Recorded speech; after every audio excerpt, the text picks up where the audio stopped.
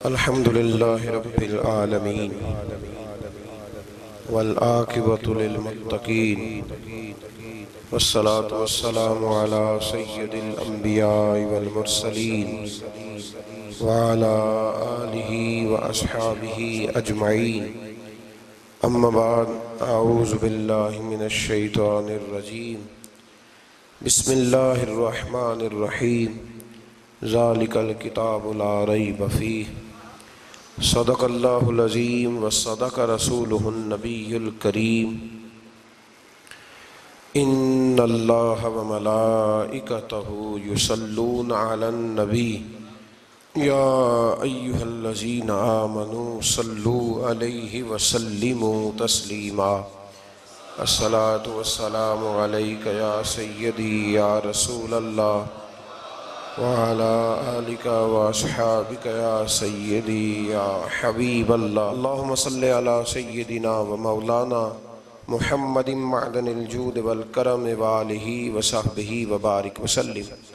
تمام تعریفیں حمد و ثنا اللہ تعالیٰ جل مجدہ الکریم کے لیے، اور ہر قسم کے درود و سلام نبی رحمت صلی اللہ تعالیٰ علیہ وسلم کی ذات والا صفات کے لیے حمد و صلات کے بعد، عزیز دوستو، قرآن مجید کی دو قسم کی ترتیبیں ہیں۔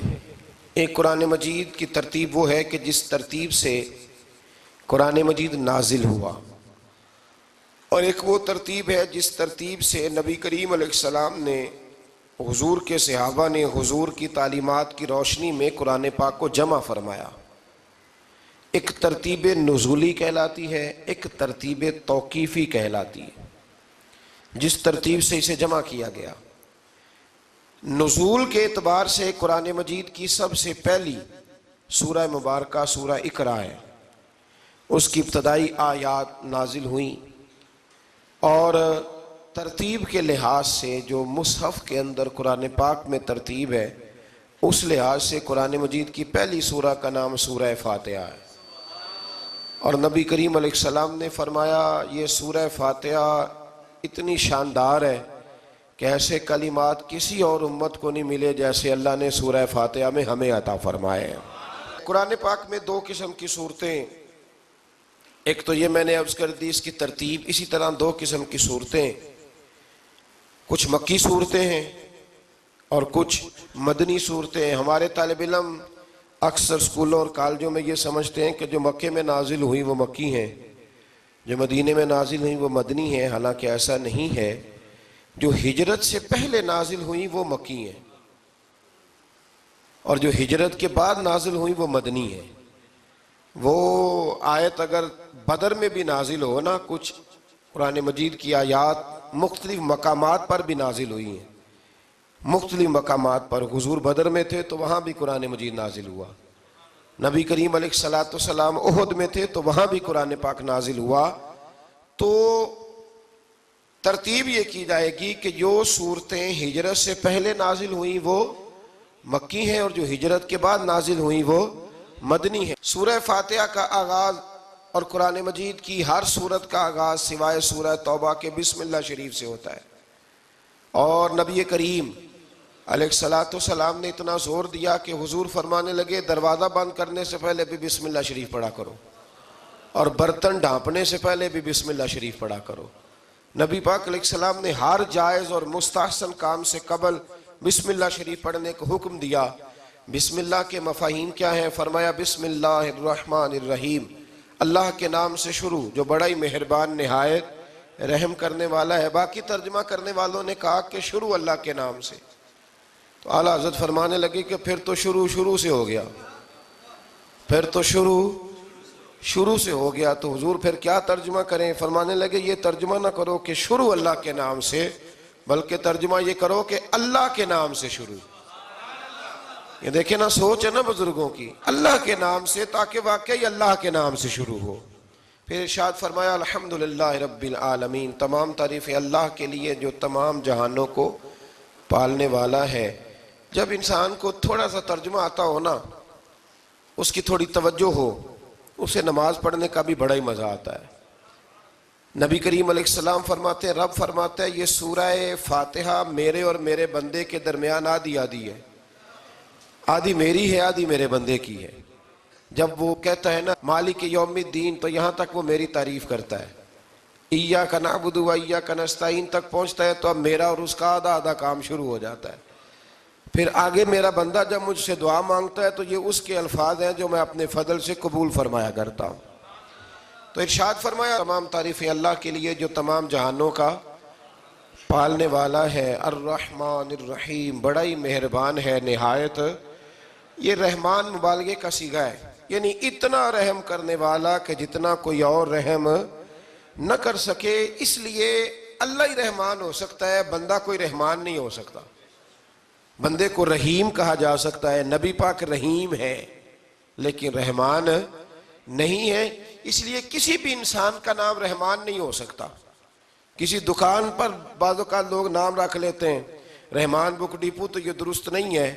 بندے کا نام رحمان نہیں ہو سکتا، عبد الرحمان. اس لیے کہ یہ لفظ رحمان خدا کے علاوہ کسی اور کے لیے بولنا درست نہیں ہے. پھر ارشاد فرمایا مالک یوم الدین، اللہ مالک ہے قیامت کے دن کا. تو یا اللہ آج کے دن کا مالک بھی تو ہی ہے. آج جو یکم رمضان مبارک ہے تو اس دن کا مالک بھی اللہ ہی ہے. تو یہ جو خاص کر کہا مالک یوم الدین، اس کا معنی یہ ہے کہ یہاں کچھ لوگ عارضی طور بھی تو بعض چیزوں کے مالک ہیں نا. یہ زمین میری ہے، یہ گھڑی میری ہے، یہ گھر میرا ہے، یہ بچے میرے ہیں. عارضی طور پر بھی تو لوگ مالک ہیں، لیکن قیامت کے دن عارضی طور پر بھی کوئی مالک نہیں ہوگا. قیامت میں ساری بادشاہی فقط میرے اللہ کی ہوگی. بلکہ رب کریم فرمائے گا کہاں ہیں وہ لوگ جو دنیا میں بادشاہ بنا کرتے تھے؟ کدھر ہے؟ بڑے بڑے کج کلا جو کہتے تھے کہ ہم اٹھتے ہیں تو لوگ اٹھتے ہیں، بیٹھتے ہیں تو دنیا بیٹھ جاتی، وہ کہاں ہے؟ جب کوئی نہیں بولے گا تو رب فرمائے گا للہ الواحد القہار، آج ایک رب واحد اور قہار کی حکمرانی ہے. پھر ارشاد فرمایا ایاک نعبد و ایاک نستعین، بے شک ہم تیری ہی عبادت کرتے ہیں اور تجھی سے مدد چاہتے ہیں. عبادت بھی اللہ کی ہے اور مدد بھی. یہ جو بندوں کے ذریعے بعض اوقات مدد ہوتی ہے تو یہ مدد بھی اللہ کی ہے، یہ مدد بھی اللہ کی ہے. یہ کسی بندے نے مائک بنایا ہے جس کی مدد سے آپ تک آواز جا رہی ہے، تو اس کو عقل کس نے دی تھی بنانے کی؟ تو پھر مدد کس کی ہوئی؟ اللہ کی. تو دنیا میں کوئی بھی جو مدد کرتا ہے وہ اللہ کے ولی کریں، نبی کرے، پیغمبر کریں، تو وہ مدد کس کی ہے؟ اللہ کی. اس لیے کہ وہ ذاتی طور پر کچھ بھی نہیں کر سکتے. اگر اللہ انہیں توفیق نہ دے وہ کسی کی مدد نہیں کر سکتے. تو ایاک نعبد و ایاک نستعین، ہم تیری ہی عبادت کرتے ہیں، تجھی سے مدد چاہتے ہیں. اہدنا الصراط المستقیم، اے اللہ ہمیں سیدھا راستہ دکھا. کون سا راستہ سیدھا ہے؟ کون سا راستہ سیدھا ہے؟ تو اللہ نے خود ہی فرمایا ایسے ہی نہ بھٹک جانا. راستہ سیدھا وہ ہے صراط الذین انعمت علیہم، ان لوگوں کا راستہ سیدھا ہے جن پر اللہ نے انعام فرمایا ہے. اور وہ کون ہے؟ قرآن مجید نے خود فرمایا انعم اللہ علیہم من النبیین والصدیقین والشہداء والصالحین. وہ نبی ہیں، صدیق ہیں، شہید ہیں اور نیک لوگ ہیں. فرمایا اپنی مرضی کے راستے پہ چلو گے تو بھٹک جاؤ گے. رب کی بارگاہ میں سوال کرنا کہ وہ تمہیں نبیوں کے، صدیقوں کے، شہیدوں کے اور نیک لوگوں کے راستے پہ چلائے.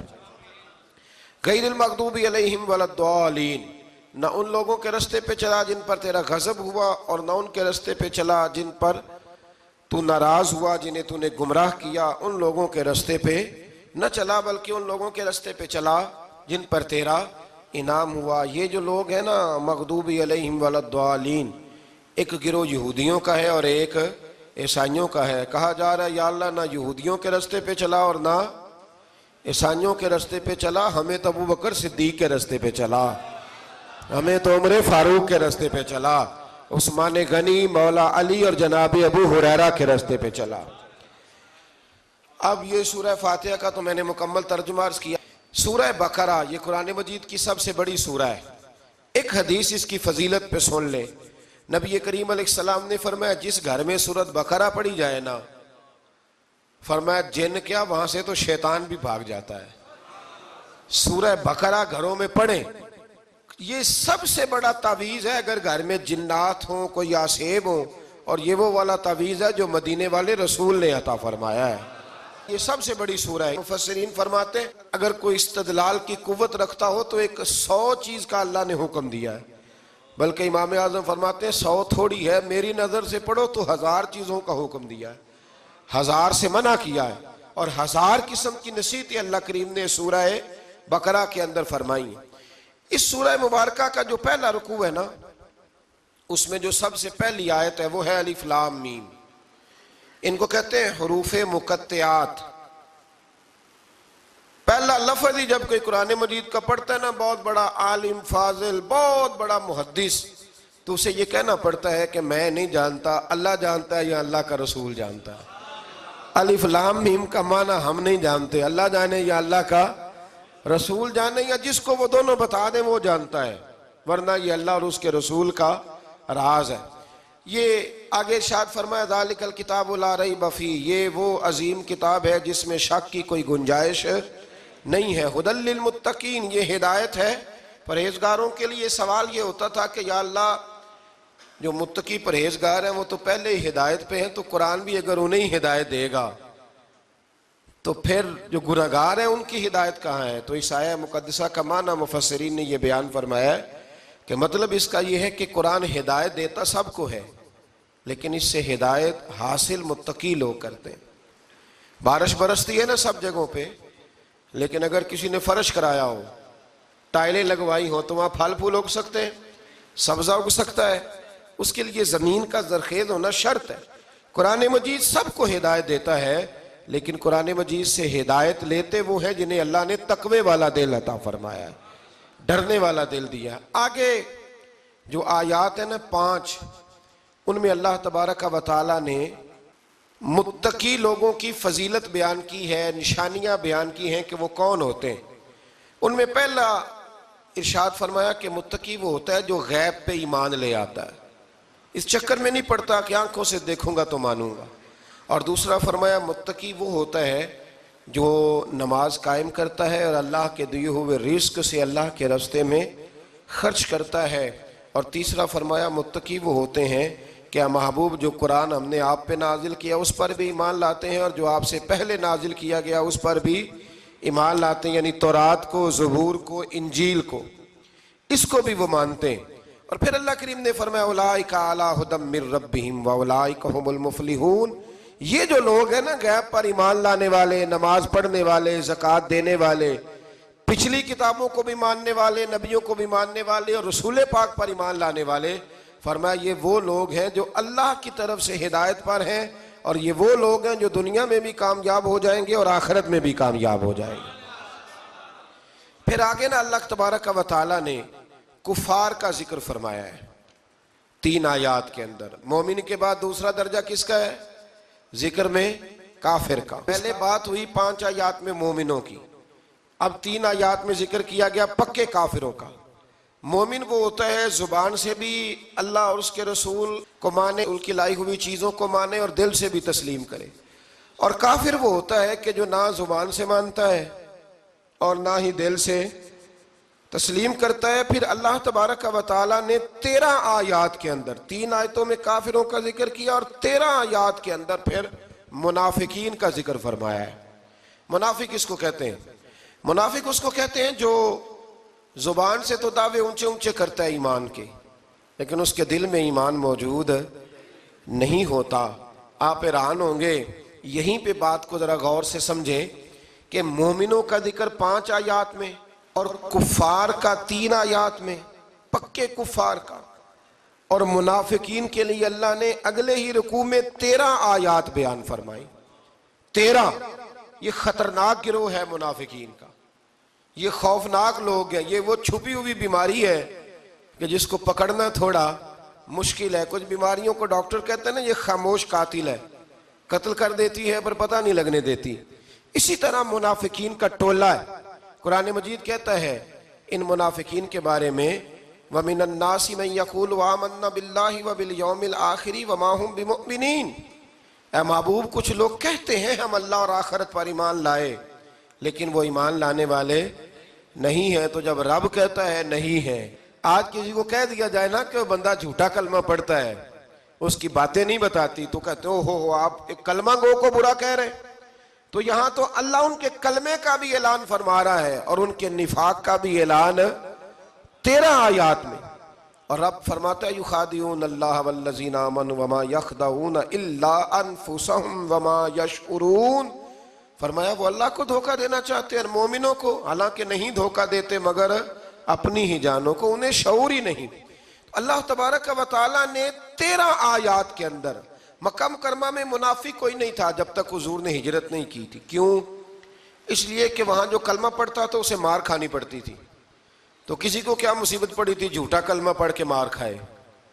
مدینے میں جب اسلامی حکومت قائم ہو گئی نا تو کچھ لوگوں نے اسلامی حکومت سے فائدہ لینے کے لیے جھوٹے موٹے کلمے پڑھ لیے، اندر کفر رکھتے تھے، اوپر سے اظہار اسلام کرتے تھے. تو رب فرماتا ہے کہ ان کا یہ ایمان قابل قبول نہیں ہے. تو یا اللہ پھر کس کا ایمان قابل قبول ہے؟ تو اللہ کریم نے فرمایا وَإِذَا قِيلَ لَهُمْ آمِنُوا كَمَا آمَنَ النَّاسِ. جب ان سے کہا جاتا ہے نا اس طرح ایمان لاؤ جس طرح دوسرے لوگ لائے، یعنی ابو بکر صدیق کی طرح ایمان لاؤ، عمر فاروق کی طرح ایمان لاؤ، عثمان غنی کی طرح، مولا علی کی طرح، بلال حبشی کی طرح، تو کیا جواب دیتے ہیں؟ قالوا انؤمن كما آمن السفهاء. کیا اس طرح ایمان لائیں جس طرح یہ بیوقوف ایمان لائے؟ الا انہم هم السفهاء. اللہ فرماتا ہے خبردار بے شک وہی بیوقوف ہے، ولکن لا يعلمون، لیکن انہیں اس کا علم نہیں ہے. وہ کہا کرتے تھے کہ یہ تو بیوقوف ہے معاذ اللہ. ابو بکر صدیق نے سارا ہی مال دے دیا نبی پاک کو، عمر فاروق نے آدھا دے دیا، مولا علی نے سارا کچھ حضور کے نام کر دیا، عثمان جو کماتے محنت کے ساتھ وہ سارا وہاں جا کے پیش کر دیتے، تو بیوقوفی ہے. آج بھی کچھ لوگ کہتے ہیں کلمہ پڑھنا چاہیے سیدھا سیدھا. یہ کیا بات ہو گئی کہ بندہ مسیتڑی ہو جائے؟ کاروبار بھی تو کرنا ہے نا، نماز روزہ بھی، تو بیوقوفی ہے.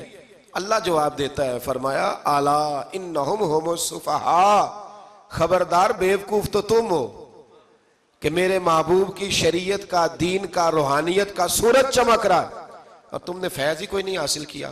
تو میرے بھائیوں، صحابہ کا ایمان وہ ایمان ہے، اہل بیت نبوت کا وہ ایمان ہے کہ اللہ کو ایمان بھی وہ والا پسند ہے جو حضور کے غلاموں جیسا ایمان ہو. اللہ تبارک و تعالیٰ نے منافقین کا ذکر فرمایا تو پھر اللہ کریم نے فرمایا یہ تو وہ بیوقوف لوگ ہیں اس آدمی کی طرح جو آگ جب پوری جلا لیتا ہے نا روشنی پھیل جاتی ہے تو پھر اللہ اس کا نور لے جاتا ہے. انہوں نے بھی چلاکیاں کر کے تھوڑا سا ماحول بنایا تھا تو اللہ نے ان کے سارے پردے کھول دیے. ان کے پاس کچھ باقی بچا، ان کے پردے کھول گئے. رسول کریم علیہ السلام کی بارگاہ میں نا ایک دن ان منافقین نے شرارت کر دی.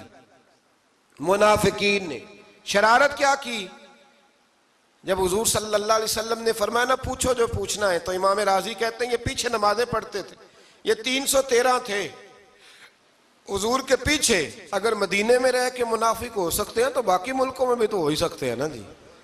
حضور کے پیچھے نمازیں پڑھتے تھے تو ایک دن کہنے لگے نہیں یہ کہتے ہیں جو مرضی پوچھو تو ہم پیچھے نمازیں پڑھتے ہیں، ہمارا انہیں پتہ نہیں. جب یہ اعتراض کیا نا حضور کے علم پر، آپ سمجھ لیں کہ حضور کے علم پر اعتراض کرنا طریقہ کس کا ہے؟ طریقہ کس کا ہے حضور کے علم مبارک پر اعتراض کرنا؟ کہنے لگے پیچھے نمازیں پڑھتے ہیں، انہیں پتہ ہی نہیں. جب یہ کہا تو اللہ کے رسول نے نا، جمعے والا دن تھا، حضور نے فرمایا میرے علم پر اعتراض کرتے ہو؟ 70 بندے نام لے کر اور ولدیتیں لے کر، بلکہ بہت سارے ایسے تھے جنہیں کنفرم ہو گیا کہ ولدیت اصل میں ہے کیا، انہیں طے ہو گیا. حضور کے بے ادب کے لیے یہ طے کرنا بھی مشکل ہوتا ہے نا. طے ہو گیا کہ ولدیت ہے کیا. 70 بندے نام لے کے حضور نے مسجد نبی سے نکال دیے. فرمایا یا فلاں بن فلاں قم فخرج فإنک منافق، او فلاں کے بیٹے فلاں کھڑا ہو جا، نکل جا، تو منافق ہے. حضور نے 70 بندے نکال دیے. اب 70 بندے اکٹھے گلی میں نکلیں تو رش تو پڑ جاتا ہے نا. حضرت عمر فاروق لیٹ ہو گئے، جمعے میں آ رہے تھے.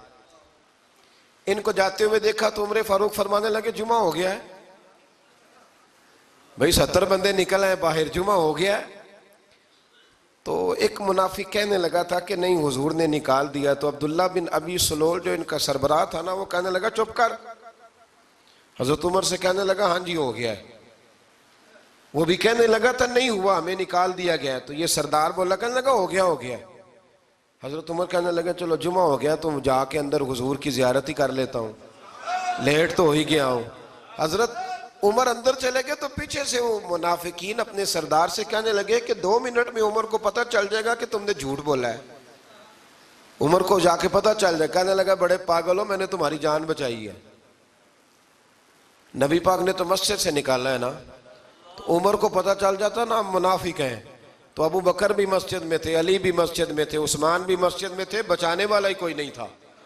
عمر نے تلوار لے کے تو دنیا سے ہی نکال دینا تھا، تو میں نے جان بچائی ہے، آپ جائیں گے نا اندر تو حضور ٹھنڈا کر دیں گے، فرمائیں گے چلو میں نے نکال جو دیا ہے۔ تو یہ وہ منافقین کی جماعت ہے۔ دوسرے سے تیسرے رکوع میں نا اللہ تعالیٰ نے انسان کو یاد کرایا ہے کہ تو نے عبادت اپنے رب کی کرنی ہے، اور فرمایا رب تمہارا وہ ہے جس نے تمہارے لیے زمین کو فرش بنایا ہے، آسمان کو چھت بنایا ہے، اور آسمان سے پانی برسا کے تو زمین سے پھل اگائے ہیں، رزق لکم، وہ بھی تیرے کھانے کے لیے اگائے ہیں۔ وہ جو آسمان سے بارش برسا کے زمین سے سبز اور پھل اگائے ہیں تو وہ بھی تیرے لیے۔ جب سارا کچھ تیرے لیے بنایا تو بھی تو عبادت کرنا اپنے رب کی، پھر کسی کو اس کا شریک نہ ٹھہرا۔ ایک چیلنج بھی کیا قرآن مجید نے اس رکوع کے اندر۔ کہا کرتے تھے مکے کے لوگ کہ آپ قرآن مجید کی آیتیں نبی کریم علیہ السلام سے کہا کرتے تھے کہ معاذ اللہ آپ خود بناتے ہیں، بنا کے لاتے ہیں۔ تو اللہ کریم نے فرمایا وَإِن كُنتُمْ فِي رَيْبٍ مِّمَّا نَزَّلْنَا عَلَىٰ عَبْدِنَا فَأْتُوا بِسُورَةٍ مِّن مِّثْلِهِ، اگر تمہیں شک ہو نا اس میں جو ہم نے بندہ خاص پہ نازل کیا ہے تو تم بھی اس جیسی ایک صورت بنا کے لاؤ۔ پڑھے لکھے تو تم بھی ہو نا، مکے میں تم بھی رہتے ہو، تو ایک صورت بنا کے لاؤ۔ قرآن مجید ہم سے چھینا گیا ہے سازش کے تحت، اس لیے کہ جس قوم کو قرآن آ جاتا ہے نا پھر کوئی کافر اس کا مقابلہ نہیں کر سکتا۔ دیکھیں نا اگر کافروں کے پاس جواب ہوتا قرآن پاک کا تو بدر اور احد میں نا کوئی آیت بنا کے لاتے، قرآن کے مقابلے کی تلواریں لے کے نہ آتے، ان کے پاس جواب ہی نہیں تھا۔ اور قیامت تک کسی کافر کے پاس قرآن مجید کا کوئی جواب، قرآن کا کوئی جواب، قسم اللہ کی جواب کوئی نہیں قرآن کا، اس کا کوئی جواب نہیں۔ کیا بات ہے قرآن پاک کی۔ وہ ایک دفعہ مسلمہ کذاب بے ایمان کہنے لگا میں نے بنا لیا ہے قرآن پاک کا جواب، معاذ اللہ۔ جواب کیا بنایا؟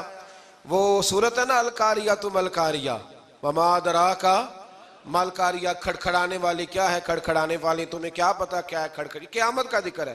کہنے لگا میں نے اس جیسی صورت بنا لیا، تو کیا بنایا؟ الفیل ملفیل وما ادراک ما الفیل۔ کہنے لگا ہاتھی، تمہیں کیا پتا کیا ہاتھی، تم کیا جانو کیا ہاتھی۔ تو پاس جو اس کے اپنے بیٹھے تھے نا چیلے، کہنے لگے چپ کر جا، سارے زمانے کو پتا ہے ہاتھی کیا ہوتا ہے۔ تو پاگل ہے، اس کے 2 کان ہوتے ہیں، ایک سونڈ ہوتی ہے، 4 اس کے پیر ہوتے ہیں۔ بیوقوف آدمی قرآن کا مقابلہ کرنا ہے تو کچھ چج کے ساتھ کر، پاگلوں کی طرح مقابلہ کرے گا، جوتے کھائے گا بھی ہمیں بھی پڑھوائے گا۔ تو قرآن مجید کا کوئی مقابلہ کر سکا؟ تو اس آیہ مبارکہ میں اللہ نے کافروں کو یہ کہا اگر مقابلہ نہیں کر سکتے تو پھر اللہ سے ڈرو، ورنہ دوزخ میں ڈالے جاؤ گے، وہ جس کا ایندھن آدمی اور پتھر ہے، اور بنائی بھی کافروں کے لیے گئی ہے۔ اعدت للکافرین، جہنم کس کے لیے بنائی گئی ہے؟ کافروں اور منافقوں کے لیے۔ مسلمانوں کے لیے بنائی گئی، مسلمان مرضی سے چھلانگے لگائیں تو ان کی موج ہے، ورنہ ان کے لیے جہنم، ان کے لیے اللہ نے جنت بنائی ہے۔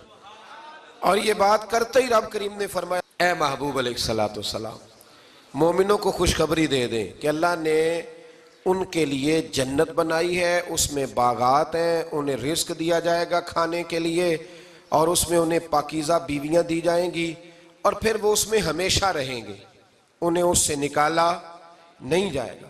آگے جو آیات کریمہ ہے نا اس کے اندر اللہ تبارک و تعالیٰ نے فرمایا ہے کہ اللہ حیا نہیں کرتا سمجھانے کے لیے، مچھر کی مثال بھی دینی پڑے۔ فرمایا قرآن سے کچھ لوگ ہدایت حاصل کرتے ہیں اور کچھ گمراہ ہو جاتے ہیں۔ جب لوگ اپنی مرضی کی تشریحات چاہتے ہیں تو گمراہ ہوتے ہیں، اور جب قرآن کو رسول اللہ صلی اللہ علیہ وسلم اور امت مسلمہ کی تشریحات کی روشنی میں سمجھتے ہیں تو پھر اللہ ہدایت عطا فرماتا ہے۔ پھر اللہ تبارک و تعالیٰ نے آگے ارشاد فرمایا حضرت آدم کی پیدائش کا واقعہ۔ کچھ مفسرین نے لکھا اللہ نے مشورہ کیا تھا فرشتوں سے، وَإِذْ قَالَ رَبُّكَ لِلْمَلَائِكَةِ إِنِّي جَاعِلٌ فِي الْأَرْضِ خَلِيفَةً لیکن کچھ مفسرین کہتے ہیں کہ اللہ کو ضرورت نہیں فرشتوں سے مشورہ کرنے کی. اللہ نے فرشتوں سے مشورہ نہیں کیا، بلکہ رب نے انہیں آگاہ فرمایا تھا کہ میں لگا ہوں زمین پہ اپنا نائب بنانے، میں خلافت دینے لگا ہوں زمین پہ. اب یہ تو دینے والی کی مرضی ہے نا اس نے کس کو دینی ہے، یہ تو دینے والے کی مرضی ہے نا اس نے. تو کچھ لوگ کہتے ہیں کہ دینے والے سے زیادہ ہمیں پتہ ہے. تو فرشتوں کو بھی یہ اجتہادی خطا ہو گئی، کہنے لگے یا اللہ اسے نہ بنانا، یہ فساد کرے گا، یہ خون ریزیاں کرے گا. تو اللہ نے فرمایا جو میں جانتا ہوں وہ تم. اللہ اکبر.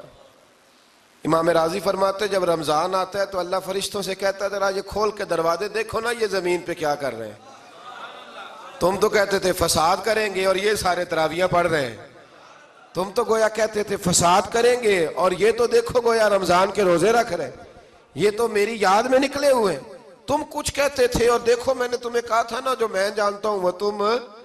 اللہ نے پھر حضرت آدم علیہ السلام کو تمام زمانے کے علوم عطا کیے، علم سکھا لیا. تو فرشتوں سے کہا تم بھی ان چیزوں کے نام بتاؤ، تو وہ بتا سکے نہیں.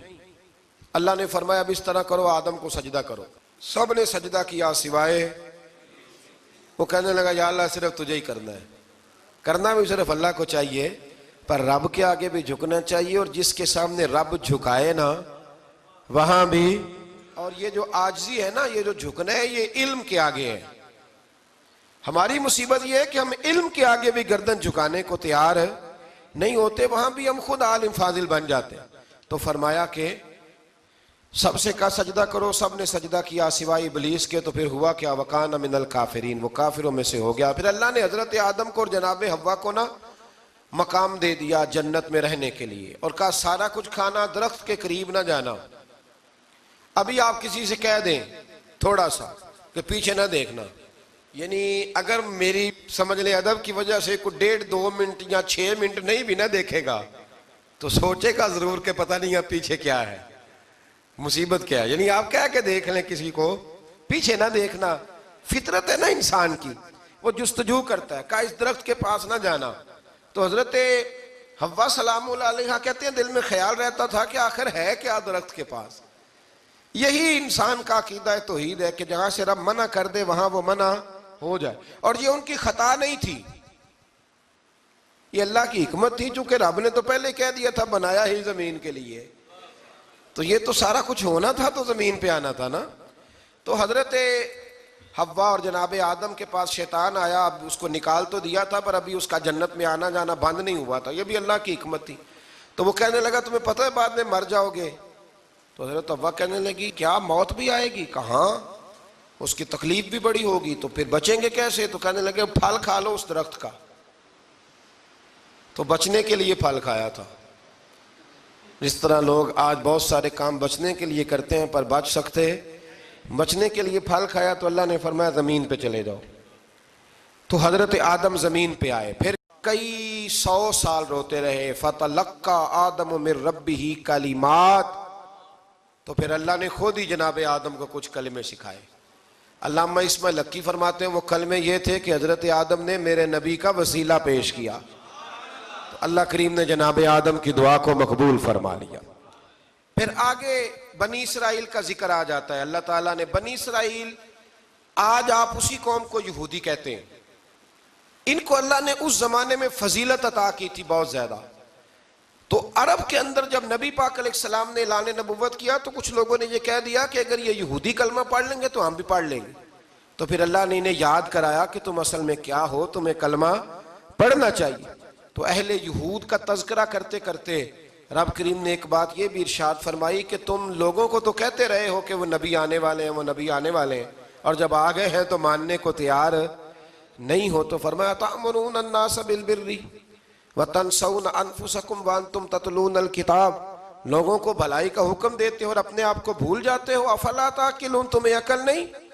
پھر اللہ نے انہیں یہ بھی یاد کرایا کہ یاد کرو وہ زمانہ کہ جب فرعون نے خواب دیکھ لیا تھا کہ کوئی بچہ اس کی سلطنت کو تباہ کرے گا، تو پھر اس نے تمہارے بچوں کو ذبح کرانا شروع کیا اور تمہاری بیٹیوں کو چھوڑتا تھا.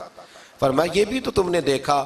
میں نے تمہیں پھر تم سے کہا جہاد کرو قوم عمالقہ کے خلاف، تو مقام طیہ میں جا کے یہ لوگ کہنے لگے ہم سے جہاد نہیں ہوتا. اللہ نے انہیں ایک میدان میں قید کر دیا. بڑی دلچسپ بات. قید تو لوگ ہوتے ہیں نا چار دیواری میں, تو اللہ نے بنی اسرائیل والوں کو جب انہوں نے کہا جہاد نہیں کریں گے تو اللہ نے میدان میں قید کر دیا. میدان میں. یہ یاد رکھیں, جب انسان اللہ کی نافرمانی کرتا ہے تو اسے ایسی قید ملتی ہے جس کا اس نے تصور بھی نہیں کیا ہوتا. ایک میدان ہے مقام طیہ, قید ہو گئے. سارا دن سفر کرتے تھے, سارا دن. تو رات کو تھک کے سوتے تھے, صبح اٹھتے تھے نا جب, تو وہیں ہوتے تھے جہاں کل صبح چلے تھے. تو رب جب کسی کو قیدی بناتا ہے تو اسے زنجیروں کی, سلاخوں کی ضرورت. دعا فرمائے اللہ تبارک و تعالی غموں سے نجات عطا فرمائے. یہ دعا فرمائے. ایسی قید دیتا ہے کہ جس سے پھر چھٹکارا ہو سکتا. تو بنی اسرائیل کا بہت زیادہ تذکرہ اس بارے میں اللہ تبارک و تعالی نے پھر بیان کیا, اور پھر کہا کہ انہیں جو حکم دیا جاتا تھا یہ اس کی سرتابی کرتے تھے. پھر اللہ نے ان پر ذلت نازل کر دی اور یہ ہمیشہ اس کا شکار رہے. قوم سبت کا ذکر فرمایا اللہ نے. ہفتے والے دن کچھ لوگ نافرمانی کرتے تھے. ہمارے بھی ہیلے بہانے ہیں نا آج کل کاروبار میں. تو اسی سپارے کی آیت نمبر 65 کے اندر اللہ تعالیٰ نے حضرت داؤد کی قوم کا ذکر کیا کہ اللہ نے انہیں حکم دیا تھا کہ ہفتے والے دن مچھلیاں نہیں پکڑنی. تو وہ کہتے تھے چلو ہاتھ لگا کے نہیں پکڑنی, ہاتھ لگا کے. وہ ہمارے لوگ ہیلے بہانے تلاش کر لیتے ہیں نا. وہ بڑے جناب انشورنس والا آ گیا, اب وہ بینک والا آ گیا, وہ فلانے صاحب آ گئے, وہ تروڑ مروڑ کے کہانیاں باتیں, اور پھر ہمیں بھی رستے مل جاتے ہیں بچنے کے. مفتی صاحب نے کہہ دیا تھا, ایک مولانا سے میں نے ان کو کہا ہفتے والے دن مچھلیاں نہیں پکڑنی. کہا نہیں پکڑتے, چھوٹے چھوٹے حوض بنا لیے. تو مچھلیاں زیادہ آتی تھی اس دن, یہ بھی اللہ کی قدرت تھی. نماز کے وقت گاہک زیادہ آتے ہیں, یہ اس کی قدرت ہوتی ہے. تو وہ مچھلیاں حوض میں جمع ہو جاتی ہیں. یوں سمجھ لیں کہ جال انہوں نے لگا لیے ہوئے تھے, تو جال میں وہ پھنستی رہتی تھی, حوضوں میں آتی رہتی تھی. ہفتے کو نہیں پکڑتے تھے, اتوار کو پکڑ لیتے تھے. تو پھر اللہ نے انہیں سزا دی. فرمایا تماشے کرتے ہو اللہ کے حکم کے ساتھ. کیا سزا دی؟ فَقُلْنَا لَهُمْ كُونُوا قِرَادَةً خَاسِئِينَ. فرمایا بندر بن جاؤ دھتکارے ہوئے. جو رزق حرام طریقے سے کماتے تھے رب انہیں بندر بنا دیتا تھا. ابھی بھی میں نے دیکھے ہیں بڑے بڑے تاجر پاگلوں جیسی زندگی گزار رہے ہیں. نفسیاتی طور پہ سکون نہیں ہے, کروڑوں روپیہ پڑا ہے. کیوں؟ اس لیے کہ رب کے بتائے ہوئے طریقے کے مطابق تجارت نہیں کرتے. آگے ایک اور دلچسپ بات آ گئی. بنی اسرائیل کے اندر نا ایک شخص نے اپنے چچا کو قتل کر دیا جائیداد کے لیے. یہ دیکھیں کب سے لوگ جائیداد کے لیے قتل کرتے آ رہے ہیں. چچا کو قتل کر دیا, اور قتل کر کے حضرت موسیٰ علیہ السلام کے پاس آئے کہ میرے چچا کو کسی نے قتل کر دیا ہے, تو بتائیں کیا کرنا ہے. تو آپ نے فرمایا کہ گائے ذبح کرو, اور اس کا ایک ٹکڑا مقتول کو مارو, مرنے والے کو. وہ خود اٹھ کے بتا دے گا مجھے کس نے قتل کیا ہے. اب ارادہ نہیں تھا گائے ذبح کرنے کا, تو بہانے کرنے لگے. ارادہ نہیں نہ ہوتا تو پھر کیا ہوتے ہیں, کہنے لگے گائے کس طرح کی ہو, بوڑھی ہو کہ بچی ہو, رنگ کیسا ہو, جوان ہو کہ چھوٹی ہو, حال میں ایک دفعہ چلنا سیکھ گئی ہو یا ابھی نہ سیکھی ہو. تو بتاتے گئے تو رب بھی شرطیں بیان کرتا گیا. گہرے زرد رنگ کی ہو, حال کے اندر اسے نہ چلایا گیا ہو, پانی نہ نکالا گیا ہو, نہ بچی ہو نہ جوان ہو, اس کے درمیان ہو. یہ ساری شرطیں کہاں پائی جاتی تھیں؟ حضرت موسیٰ علیہ السلام کی قوم کا ایک شخص تھا جو اللہ کا ولی تھا. وہ جب انتقال کرنے لگا نا, اللہ اکبر, دیکھو رب ولیوں کی اولادوں پر بھی کتنا فضل فرماتا ہے. وہ جب انتقال کرنے لگا تو ایک اس کے پاس چھوٹی سی بچیا تھی, گائے کی بچی. اس نے جنگل میں چھوڑ دی. کہنے لگا یا اللہ میں تیرے نام پہ چھوڑتا ہوں, میرا بچہ جوان ہو جائے تو اسے دے دینا, اور تو سرمایہ ہی کوئی نہیں. بچہ بڑا ہوا تو بچہ بھی بڑا نیک تھا, اپنی ماں کا بڑا فرما بردار تھا. اس کی ماں نے کہا بیٹا تیرے باپ نے ایک گائے چھوڑی تھی. تو بچہ جنگل میں گیا اور جا کے کہنے لگا اے اللہ میری گائے مجھ سے ملا دے. تو رب کریم نے وہ گائے واپس کر دی. وہ گائے گھر لے آیا. اب وہ کہنے لگا اماں بیچ دوں, تو اماں کہنے لگی بیٹا میرے پوچھے بغیر نہ بیچنا.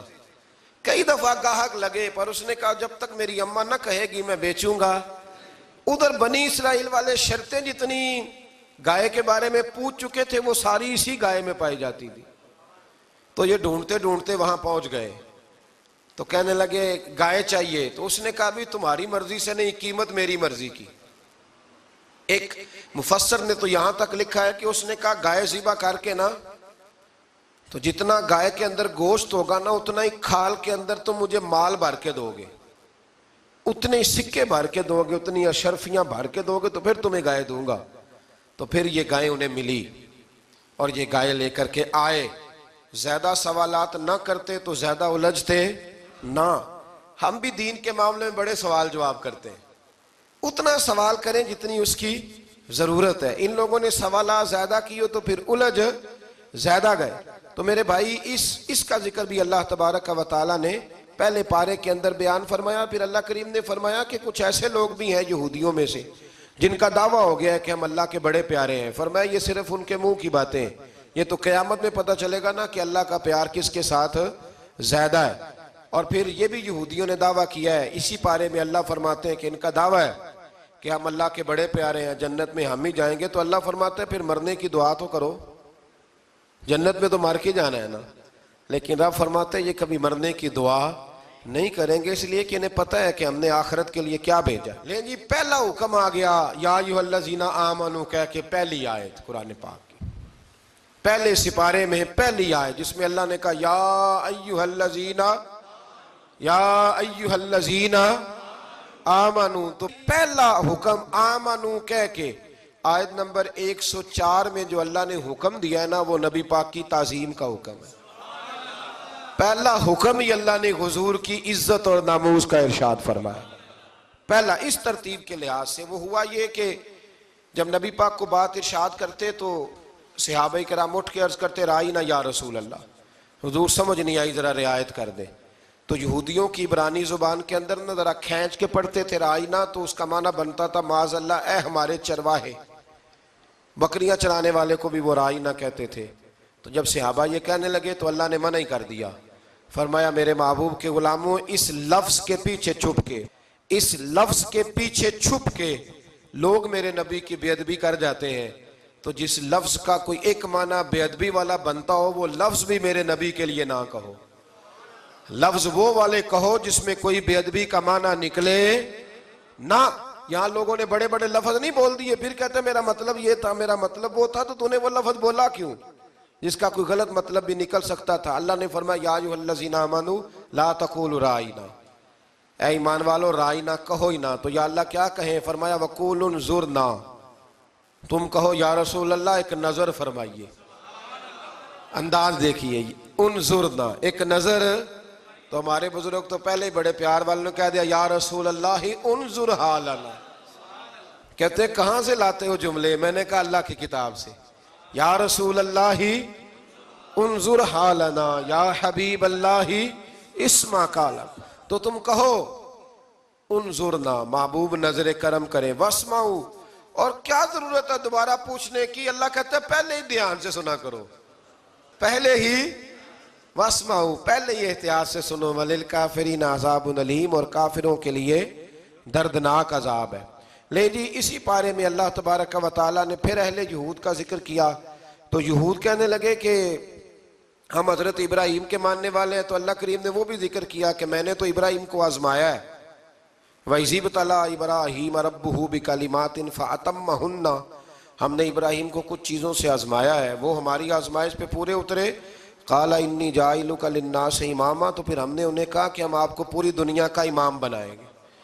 وہ آزمائش کیا تھی؟ آگ میں جانا بھی آزمائش، بیٹے کا نہ ہونا بھی آزمائش، بیٹا ہوا تو پھر اسے وادی غیر ذی زرع ان میں چھوڑ کے آنا بھی آزمائش، بڑا ہوا تو پھر ذبح کرنا بھی آزمائش۔ فرمایا جہاں جہاں آزمایا ہے نا ابراہیم ہماری آزمائش میں پورے اترے۔ فرمایا تو مفت میں حضرت ابراہیم کی اولاد بنتے ہو اور ان کا نام لیتے ہو اور ان کے ساتھ اپنا تعلق بناتے ہو، دیکھو تو صحیح وہ کتنی آزمائشوں سے گزرے۔ تو اس کا بھی اللہ نے اسی میں ذکر فرمایا۔ اور پھر وہ بات کرتے تھے حضرت یعقوب کی اور حضرت اسحاق کی، تو فرمایا وہ تو ہمارے اتنے خاص بندے تھے کہ وصال کے وقت بھی انہوں نے اپنی اولادوں کو نصیحت فرمائی تھی کہ اللہ کی توحید پہ قائم رہنا، اس کا ذکر بھی اللہ نے اسی پارے میں بیان فرمایا۔ اور جو حضرت ابراہیم اور جناب اسماعیل نے کعبہ تعمیر کیا تو اس کا ذکر بھی اللہ تعالیٰ نے اسی پارے میں فرمایا جب وہ کعبہ بنا رہے تھے تو کہہ رہے تھے ربنا تقبل منا، کہہ رہے تھے اے اللہ بنا ہم نے دیا ہے پر مہربانی فرما ہم سے قبول فرما لے۔ تو جو آیہ کریمہ آخر میں عرض کرنا چاہتا ہوں اس پر بھی تھوڑی توجہ فرمائیں گے تو بات بڑی نکھر کے باہر آئے گی۔ یہ 16ویں رکوع کے اندر اللہ نے پھر یہود کا اور عیسائیت کا ذکر فرمایا تو اللہ کریم نے ایک بات ارشاد فرمائی، یہودیوں کے ہاں جب کوئی بچہ پیدا ہوتا تھا وہ پیلے رنگ کے ساتھ اس کو رنگتے تھے، یا کوئی خاص رنگ تھا ان کا، بچہ پیدا ہوتا تو اس پر وہ رنگ چڑھاتے کہ یہ جی ہمارے مذہب کا رنگ ہے۔ ہمارے ہاں بھی رسمیں ہیں نا اپنی اپنی، معاذ اللہ اپنی اپنی نہیں ہونی چاہیے، اللہ رسول کا حکم ہونا چاہیے۔ تو یہودیوں کے ہاں بچہ پیدا ہوتا تو ایک خاص رنگ چڑھاتے، عیسائیوں کے ہاں پیدا ہوتا تو وہ بھی ایک خاص رنگ چڑھاتے۔ تو مسلمانوں کے ہاں بچے پیدا ہوئے تو انہوں نے بھی توجہ کی کہ یہ کیا ہو رہا ہے، تو رب کریم نے فرمایا صبغۃ اللہ، رنگ اللہ کا ہی ہے۔ ومن احسن من اللہ صبغہ، اور فرمایا اللہ کے رنگ سے زیادہ خوبصورت کس کا رنگ ہو سکتا ہے؟